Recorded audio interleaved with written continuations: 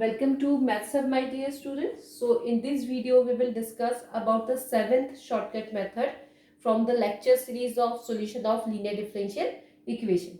See, we have a complete playlist in which we have the basics of complementary functions, basics of particular integral, then 7 shortcut method, then variation of parameter and so on. So complete lecture series you can refer for solving the linear differential equation. In this video we will learn 7 shortcut method. तो जहां linear differential equation में right hand side पे function of x given होता है, अगर वो function of x इस form में है, किस फॉर्म में, एक्स इंटू वी, तो हम सेवेंथ शॉर्टकट मेथड अप्लाई करते हैं. देखो, जब भी हम शॉर्टकट मेथड अप्लाई करते हैं तो पहला क्वेश्चन आता है हमारा कि हमें कौन सी मेथड अप्लाई करनी है, वो समझ में आ जाता है. देन हमारा सेकंड टास्क होता है हाउ टू अप्लाई. फिर थर्ड टास्क होता है कि इसमें केस फेल्योर बन रहा है तो हमें क्या ऑप्शंस लेना है. तो यहाँ सबसे पहले you have to identify which shortcut method is going to apply. Compulsion क्या है कि यहाँ जो x है वो रेज टू 1 होना चाहिए compulsory, and v is any function of x. v कुछ भी हो सकता है, it may be cos x, it may be sin x और सम अदर फंक्शन. तो यहाँ हमने क्या लिखा है, पी आई लिखने के लिए हम हमेशा कैसे लिखते हैं, 1/5 of D X raise to 1 into V. ठीक, अब देखो इसका वर्किंग रूल क्या है, how to write P I for this type of function. तो तुम्हें क्या करना है, सबसे पहले एक्स को रिप्लेस करना है. कैसे रिप्लेस करना है, X is replaced in this way.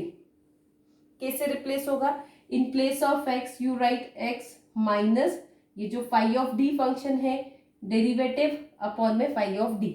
X minus मतलब ये जो एक्स है वो रिप्लेस हो जाएगा दो टर्म में, X minus phi dash D by phi of D. This we write in place of X. So what left now, 1/5 of D into V, which I am going to write here. So this is the key step to apply this shortcut method. क्या करना है बेटा, फिर से समझो.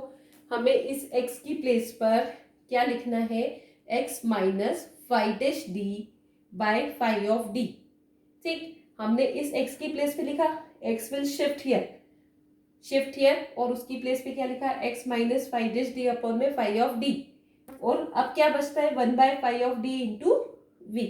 ऐसे ही याद रखोगे तो अच्छे से समझ में आएगा क्या करना है. x की प्लेस पे क्या लिखना है, x minus phi dash D upon में phi of D and 1/5 of D into V remains same. वहां से x हट गया है.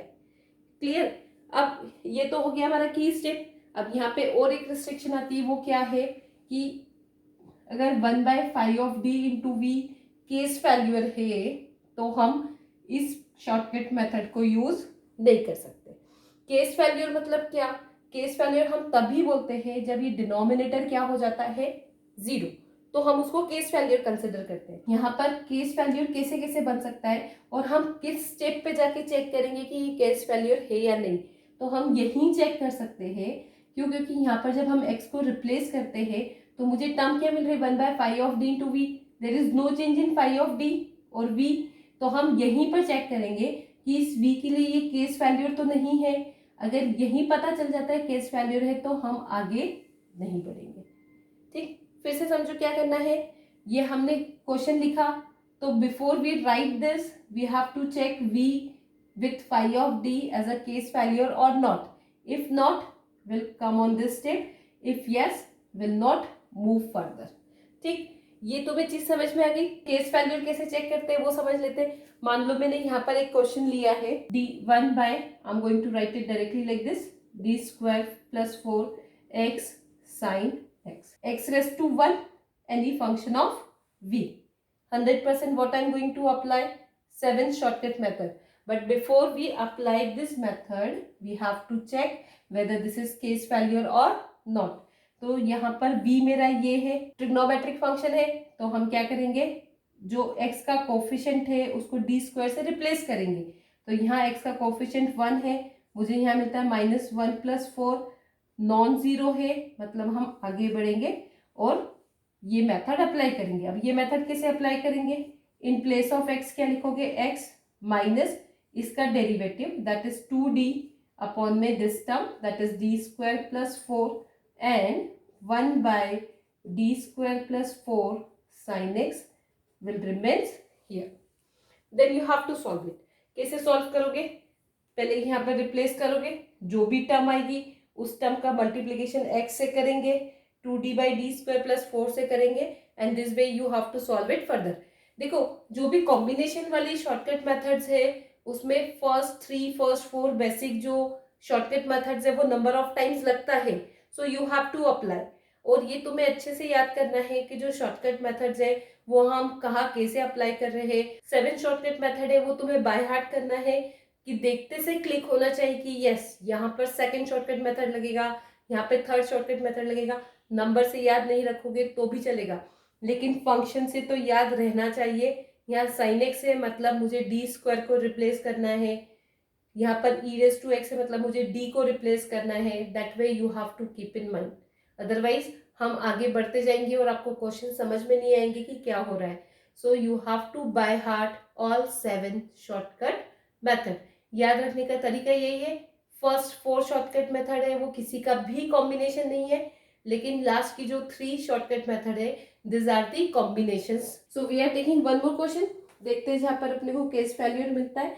तो मैंने एक क्वेश्चन यहाँ पे लिया है 1 by d4 plus d square, sorry this is 2d square plus 1 and here I am taking x cos x. देख के समझ में आ रहा है x raised to 1 और क्या है cos x. तो यहाँ पर हम शॉर्टकट मेथड अप्लाई करेंगे.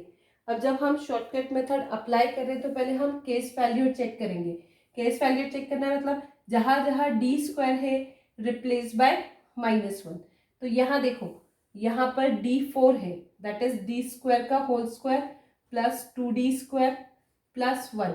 दिस रिप्लेस बाय -1, -1 का स्क्वायर दैट इज 1 प्लस -2 हो जाएगा एंड दिस इज +1. 1 1 2 -2 क्या मिल रहा है 0. मतलब दिस इज केस वैल्यूर. डिनोमिनेटर 0 तो केस वैल्यूर है. केस वैल्यूर है तो हम आगे नहीं बढ़ेंगे, हमको दूसरी मेथड अप्लाई करनी है. अभी तुम्हें एक केस वैल्यूर जहां पर नहीं है और जहां पर है वो समझ में आ गया. अब क्वेश्चन आता है कि अगर केस वैल्यूर मिल रहा है तो हम क्या अप्लाई करेंगे. तो जब केस वैल्यूर मिलता है तो जो इसके प्रीवियस वाला मेथड हमने डिस्कस किया था we have to switch on that method. वो मेथड क्या था कि अगर यहाँ पर कोई फंक्शन है एफ ऑफ एक्स किस फॉर्म में है X raise to M sine A X और X raise to M cos A X. तो उसमें हम क्या करते थे ये sine A X cos A X को ई रेस टू के फॉर्म में लिखते थे by using this formula E raise to I A X which is cos of A X plus I sine A X. तो ये universal हो जाता है क्योंकि यहाँ मुझे मिल जाता है X raise to M E raise to x.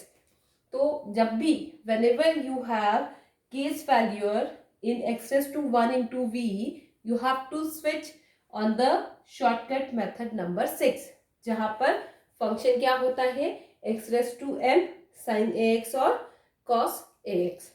Clear?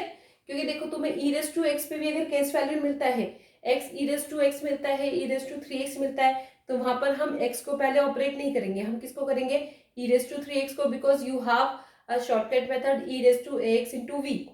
So what are the possibilities जहाँ पर case failure हो सकता है. So this is the possibility when you have a trigonometric function. So in this lecture we are just discussing कि हमें यहाँ पर case failure consider नहीं करना है. यहाँ पर अगर case failure नहीं होता है then you have to solve it. In my next lecture I am going to solve the questions. One I am taking without case failure, one I am taking with the case failure. And this way we will finish this lecture in 2 parts. Basic understanding of 7 shortcut method, and in next lecture you can see the solved question. Thank you so much for watching my video. If you like my video then please subscribe my channel.